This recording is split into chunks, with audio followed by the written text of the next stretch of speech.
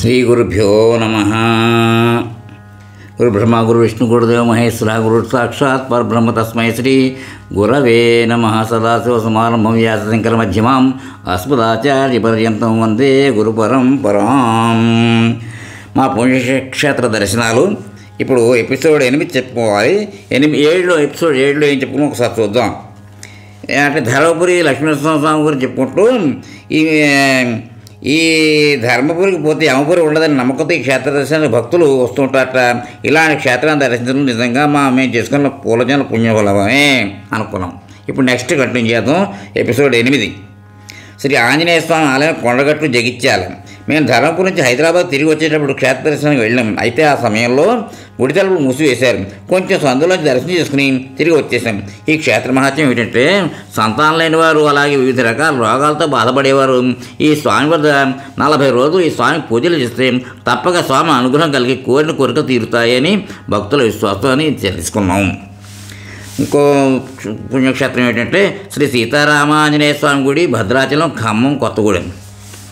ఇతర గల శ్రీ సీతారామాంజనేయ స్వామి వారి దక్షిణ అయోధ్యగా పరిగణిస్తారు. ఈ స్వామివారిని మేరు కుమారుడు భద్రుడు చేసిన తపస్సుకు మెచ్చి సాక్షాత్కారాన్ని ఇచ్చి ఇక్కడ వెలసిన కారణంగా భద్రాచలం అయిందిట. మా అత్తగారు, మా మామగారు, నేను, సుభ, విశ్వరమ్మ 4 చిన్న అందరం ఈ క్షేత్రాన్ని దర్శించి ధన్యులం అయ్యాం. మనకందరికీ తెలిసిన రామదాసు చరిత్ర ఎంత పవిత్రమైందో కదా. ఆయన రామదాసుడే అయిపోయాడంటే అలాగే భక్తులను అహర్నిశలు కాపాడే రాముడు భక్తవత్సలుడు. ఆ పరమాత్మ సర్వకాల సర్వావసరంలో ప్రత్యక్షమయ్యే దైవం. వారి కృపతోనే ఆ స్వామిని దర్శించగలం అన్నది నా అభిప్రాయం. నేను నా పూర్వజన్మ పుణ్యఫలంగా రామకోటి వ్రాయడం ప్రారంభించి 3-4 పుస్తకాలు పూర్తి చేశాను. ఆ పుస్తకాలని స్వామివారికి అక్కడే ఉన్న పూజారి గారి ద్వారా సమర్పించడం జరిగింది. నెక్స్ట్ ఇంకొక అక్కడే దగ్గరలో ఉన్న ఇంకొక క్షేత్రం ఏంటంటే పాపికొండలు, భద్రాచలం. దాంట్లో చూడదగ్గది ప్రదేశం. ఇది పిక్నిక్ స్పాట్ కింద కూడా చూసుకుంటారు అనుకుంటారు. పాపికొండలు అంటే ఒక రకమైన అర్థం ఏంటంటే పవిత్ర గోదావరి నది నాసికలో పుట్టి ఆంధ్రప్రదేశ్లో బంగాళాఖాతం సముద్రంలో కలుస్తోంది. ఇక్కడున్న 3 కొండల్లోంచి ప్రవహిస్తే గోదావరిని ఆకాశంలో చూస్తే ఒక స్త్రీ తలలో ఉన్న ఒక పాపిడిలా ఉండడం చేత దీన్ని పాపిడి కొండలు అని పిలుస్తున్నాం. ఇక రెండో అర్థం ఏమిటంటే పాపి అనే రాజు రాజ్యాన్ని పాలిస్తున్నప్పుడు సప్తఋషులు పాతాళంగా తెస్తున్నప్పుడు ఈ పాపి అనే రాజు ఈ నదీ ప్రవాహాన్ని ఆపేట. అప్పుడు సప్తఋషుల కోరికతో ఒక చిన్న దారి ఇవ్వడం చేత ఆ పాపి అనే రాజు ఇవ్వడంతో దీన్ని పాపి కొండలను పేరు వచ్చిందట. ఇక్కడున్న ప్రకృతిలోని అందాలను మాటలతో చెప్పలేనివి. అవి కేవలం అనుభవిక వైద్యం మాత్రమే. ఈ ప్రదేశాన్ని ఇప్పుడు ఉన్న తెలంగాణ, ఆంధ్ర రాష్ట్రాలు ఒక పర్యాటక కేంద్రాలుగా తీర్చిదిద్దుతూ ఉన్నాయి. మేము ఒక లాంచ్లో వెళ్ళి ఆనందించాం. నెక్స్ట్ పర్ణశాల, రామాలయం, భద్రాచలం. ఇక్కడ పర్ణశాల. ఇక్కడ మనకి సీతాదేవి తన చీరలు ఆరవేసిన గుర్తులు మనకు కనబడతాయి. ఇక్కడ సీతారాములు తమ అరణ్యవాస సమయంలో కొంతకాలం ఇక్కడ గడిపెట్లు కనబడుతున్న ఆధారాలే ఈ పర్ణశాల. ఇక్కడ మనకు రామాయణానికి సంబంధించి చాలా విషయాలు కనబడతాయి. మేము ఈ ప్రదేశాన్ని చూసి ఆనందించాం. ఇది ఒక గొప్ప పర్యాటక ప్రదేశం. ఇంకొక క్షేత్రం ఏంటంటే బెజవాడ కనకదుర్గమ్మ, ఇంద్రకీలాద్రి, విజయవాడ. ఇంద్రకీలాద్రి పర్వతంపై వెలిసిన శ్రీ కనకదుర్గమ్మ స్వయంభూ విగ్రహం. మహిషాసుర వధ ఇక్కడే జరిగినట్లు పురాణాలు తెలుపుతున్నాయి. అదేవిధంగా పాశుపతాస్త్రాన్ని మహాదేవుడి నుండి పొందడానికి శ్రీకృష్ణుడి ప్రేరణతో అర్జునుడు ఘోరమైన తపస్సు చేసిన ప్రదేశం ఇంద్రకీలాద్రి. ఇక్కడ వెలసిన స్వామి మల్లేశ్వరుడు. ఈ కొండపైన వెలసిన పార్వతీ పరమేశ్వరులను దర్శించి అక్కడి నుంచి కృష్ణానది అందాలు చూడవలసిందే కానీ మాటల్లో చెప్పలేంది. ఇంకా ఈ మహిమాన్వితమైన క్షేత్రాన్ని చాలాసార్లు దర్శించడం మా పూర్వజన్మ పుణ్యఫలమే కదా. నెక్స్ట్ శ్రీ బ్రహ్మరాంబ మల్లికార్జున స్వామి దేవాలయం, శ్రీశైలం, కర్నూలు. నేను శుభ తలంతలంగా అంతా దైవబలంతో మొదటిసారిగా ₹1 ఖర్చు లేకుండా ఈ క్షేత్రానికి శుభ వాళ్ళ నాన్నగారు స్నేహితులతో వచ్చి చక్కగా అభిషేకం కుమార్తె చేసుకున్నాం. ఆ తర్వాత మా కుటుంబం అంతా ఇక్కడే ఉన్న ఇష్టకామేశ్వరి మాత్రం కూడా దర్శించుకున్నాం. ఈ కొండపైన గల మనోహర దృశ్యాలు చూసి తీరాల్సిందే. మేము ఇక్కడున్న గుహలకు వెళ్ళలేదు, కానీ ఇక్కడ కొన్ని సిద్ధాశ్రమాలు ఉన్నాయని మా మామగారు శ్రీ పెద్దని శ్రీరామచంద్ర ప్రభాకర శాస్త్రి గారు చెప్పేవారు. ఆయన చెప్పిన యథార్థ సంఘటన ఏమిటంటే కొంతమంది సభ్యులు ఈ కొండపైకి వచ్చి బ్రహ్మరాంబ మల్లికార్జున స్వామివారిలో దర్శనం అయ్యాక వారిలో ఒక వ్యక్తి ఎక్కడికో వెళ్ళిపోయాట. అప్పుడు అక్కడ వారి నుంచి తెలుసుకున్న విషయం అదే మాకు చెప్పారు. ఈ ప్రదేశంలో కొంతమంది మహా అజ్ఞానులు అతి సామాన్యులలో తిరుగుతూ ఉంటారు. వారికి అక్కడ హోటల్ యజమానులు అలాగే మిగిలిన వర్తకులు ఎంతో భక్తితో తేనె, రొట్టె, టీ, పలహారాలు ఇస్తూ ఉండడం నేను చూశాను. అంతేకాదు ఈ మల్లికార్జున స్వామి కొండపైకి వస్తూ ఏ విధమైన స్నానాలు చేయకుండానే దర్శనం చేసుకున్న భక్తులంటే స్వామివారికి ప్రీతి ఎక్కువట. ఇలా దర్శించుకోవడాన్ని ధూళి దర్శనం అంటారట. ఇలాంటి దర్శనం ఇక్కడకు మాత్రమే పరిమితం. ఈ క్షేత్రం ఎంత పవిత్రమో ఎంత ప్రభావితమో మాటలో చెప్పలేము. ఎందుకు చేస్తానంటే మన ఆంధ్రప్రదేశ్లో ఒక్క జ్యోతిర్లింగంతో పాటు శక్తిపీఠం ఈ శ్రీశైలం మాత్రమే. అందుచేతనే స్వామివారు ప్రతిరోజు ప్రదోష వేళలో శ్రీశైలంలో కాలు పెడతారని నేను విన్న విషయం. ఎంత దృష్టివంతులో మనం అవునంటారా? అంటారులేండి. శ్రీ రాఘవేంద్ర బృందావనం మంత్రాలయం, కర్నూలు జిల్లా. ఇది 17వ శతాబ్దంలో ఎంతోమంది శిష్యుల భక్తుల సమక్షంలో శ్రీ రాఘవేంద్ర స్వామి వారు సమాధి చంద్రుల చేత దీన్ని బృందావనం అంటారు.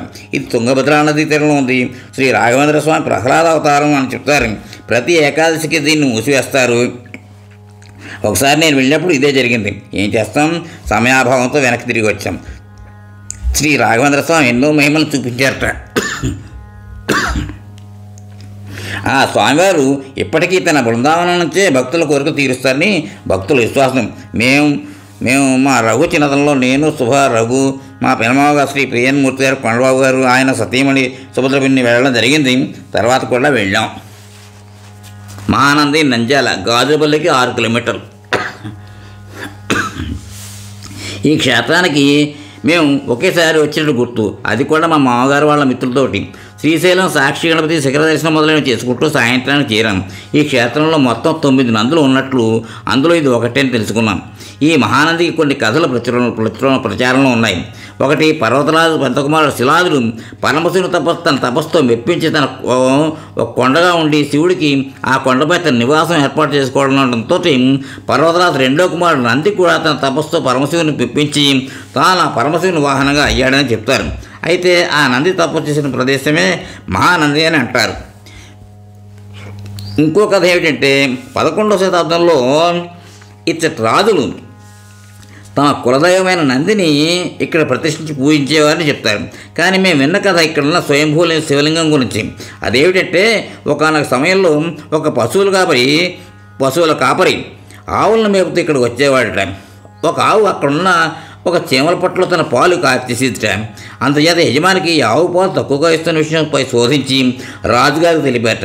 ఆ రాజుగారు ఈ పశువుల కాపరితో ఈ ప్రదేశానికి వచ్చి ఆ ఆవు తన పాలు చీమల పట్ల కురిపిస్తున్న విషయం చూసి అక్కడికి వెళ్లే లోపలే ఆ ఆవు భయపడి పారిపోవడం, ఆ పాలు తాగుతున్న పిల్లవాడు మాయమైపోవడం తను స్వయంగా చూసిన రాజు శివుడితో తన తప్పును క్షమించమని వేడుకున్నట్లే. అంటే పరమశివ భక్తుని కోరిక మేరకు ఇక్కడ స్వయంభూలింగంగా వెలిసాడుట. ఇక్కడ శివలింగం పైన ఆవు పాదం గుర్తులు కనబడతాయి. ఈ 3 గుండాలు ఈ ఆలయ పరిసరాల్లో ఉంది. ఒకటి బ్రహ్మగుండం, 2 విష్ణుగుండం, 3వది రుద్రగుండం. ఇక్కడ ఈ జలాలు అత్యంత స్వచ్ఛంగా ఉంటుంది. దీనికి ఔషధ గుణాలు ఉన్నాయి అని అంటారు. ఈ జలాల ప్రవాహం నిరంతరం ఏ రకమైన ఆటంకం లేకుండా సాగుతూనే ఉంది. ఇక్కడ జలాలు ఉదయాన్నే వేడిగాను, పొద్దుకుంటే చల్లగాను ఉంటుందని చెప్తారు.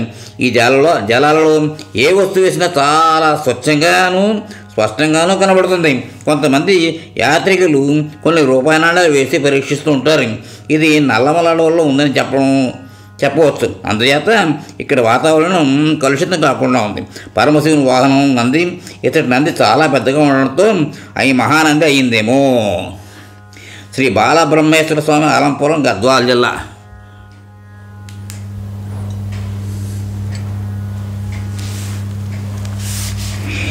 ఈ క్షేత్రానికి అమ్మదయ్యతో చాలాసార్లు వచ్చి దర్శించుకున్నాం.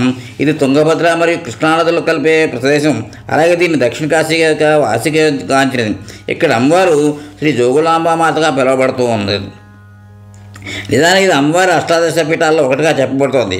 ఇక్కడ అమ్మవారి పళ్ళ పైభాగం పడిందిట. ఇక్కడ పార్వతీ పరమేశ్వరులు బాలబ్రహ్మేశ్వర జోగులాంబగా పూజింపబడుతూ ఉన్నారు. మా మామగారు చెప్పిన విషయం ఏమిటంటే ఇక్కడ అమ్మవారు చాలా ఉగ్రరూపంతో భయంకరంగా ఉండేవట. అందుచేత భక్తులు అమ్మవారి దర్శనం చేసుకోవడానికి భయపడేవట. అయితే జగద్గురు శ్రీ శంకరాచార్యుల వారు ఇక్కడికి వచ్చి అమ్మవారి రౌద్ర రూపాన్ని కొంత నియంత్రించి ఇక్కడ ప్రతిష్ఠించారట. నిజానికి అసలు ఉగ్రస్వరూపమూర్తి ఈ ప్రదేశానికి కొంత దూరంలో ఉంది. ఇక్కడ కూడా అమ్మవారిని మేము వెళ్ళినప్పుడు ఒక పక్కన నిలబడి దర్శించుకున్నాం. అయితే ఏ శక్తిపీఠంలో ఉన్న అమ్మవారినైనా ఎదురుగా నిలబడి దర్శించుకోకూడదని విజ్ఞుల సూచన. ఇక్కడ హారతి ఇస్తున్నప్పుడు కూర్చున్న భంగిమలో అమ్మవారి చుట్టూలో ఒక తేలు, బల్లి, గబ్బెలు, అలాగే ఒక పూలని ఆ వెలుగులో చూడగలుగుతాం. ఒక్కొక్కసారి ఆ పూజారి భక్తులకు పైన చెప్పిన వాటిని చూపిస్తారు కూడా. ఈ అమ్మవారిని గృహచండిగా పిలుస్తారు. పక్కనే ఉన్న తుంగభద్రా నది కూడా చూసి గొప్ప అనుభూతి చెందాం. ఇది మా జోగులాంబ మాత ఆలంపూల తీర్థయాత్ర విశేషం. నవబ్రహ్మలు ఆలంపురం. ఇది 9 బ్రహ్మల ఆలయాన్ని పరమేశ్వరుడికి అంకితం చేసేసేట. ఇంకో కథ ప్రకారం ఒకనొక సమయంలో బ్రహ్మ శివుని గురించి తపస్సు చేయగా ఆ పరమశివుడు ప్రత్యక్షమైన సృష్టి కార్యక్రమం కోసం వరాలను ఇచ్చేట. అందుచేత ఇక్కడ పరమేశ్వరుని బాలబ్రహ్మేశ్వర స్వామిగా పిలువబడుతూ ఉన్నాడు. ఇక్కడ శివుడికి చేసిన అభిషేక జలాలు ఎక్కడికి వెళ్ళిపోతుట. అంతేకాదు శిల్పకళాకారులకు, కళాభిమానులకు ఈ ఆలయంలో గల శిల్పాలు చక్కటి సరికొత్త ఆలోచనలు వచ్చేటట్లు చేస్తుందనడంలో ఎలాంటి సందేహము లేదు. శ్రీ సరస్వతీ మాత ఆలయం వర్గల్, మెదక్ జిల్లా. శ్రీ విద్యా సరస్వతీ మాత ఆలయం మెదక్ జిల్లాలోనే ఉంది. దీన్ని 1998లో కంచి శంకరమఠం వారి సహకారంతో నిర్మించారు. ఇక్కడ పురాతనమైన ఆలయాలు కూడా ఉన్నాయి. వీటిలో కొన్ని లక్ష్మీ గణపతి, శనీశ్వర శివాలయాలు ఉన్నాయి. ఇక్కడ 400 సంవత్సరాల క్రితం శంభుదేవుని ఆలయం ఉన్నట్లు ఉన్న ప్రదేశంగా తెలుసుకున్న విషయం ఇది. హైదరాబాద్కు సుమారు 50 కిలోమీటర్ల దూరంలో ఉంది. నేను సుభామ ఆఫీసులో ఉన్న శ్రీమతి హేమలత గారి వారితో ఆర్టీసీ బస్సులో వెళ్ళాం.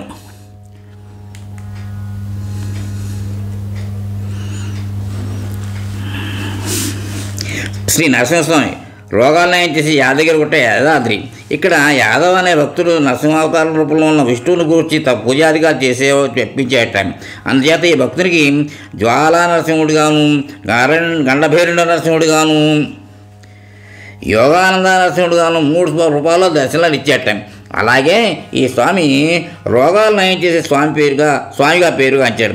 ఇక్కడున్న హనుమంతుడికి కింద ఉన్న భాగాన్ని గండభైరవ నరసింహస్వామి అలాగాను, అలాగే సర్పాకృతుల జ్వాల నరసింహుడుగాను, యోగముద్రలో కూర్చున్న స్వామిని యోగానంద నరసింహుడుగాను మనం దర్శించుకోవచ్చు. ఇక్కడ వెండితో చేయబడిన లక్ష్మీతో కూడిన నరసింహస్వామిని మనం దర్శించగలం. ఇప్పుడు ప్రత్యేక తెలంగాణ రాష్ట్రం ఏర్పడ్డాక ప్రభుత్వం వారు మిక్కిలి శ్రద్ధతో ఈ దేవాలయాన్ని అత్యంత ఆకర్షణీయంగా తీర్చిదిద్దుతున్నారు. ఇది ఎంతో మహిమాన్వితమైన క్షేత్రం.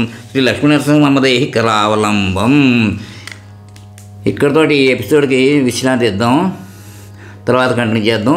స్వస్తి. ఇంతవరకు మన ఛానల్కి ఎవరైనా సబ్స్క్రైబ్ చేసుకోకపోతే ఇప్పుడే ఈ క్షణమే సబ్స్క్రైబ్ చేసుకుని ఆ పక్క నుండి బెల్ బటన్ మ్రోగించి మమ్మల్ని ప్రోత్సహిస్తారని మనస్ఫూర్తిగా కోరుకుంటూ ధన్యవాదాలు.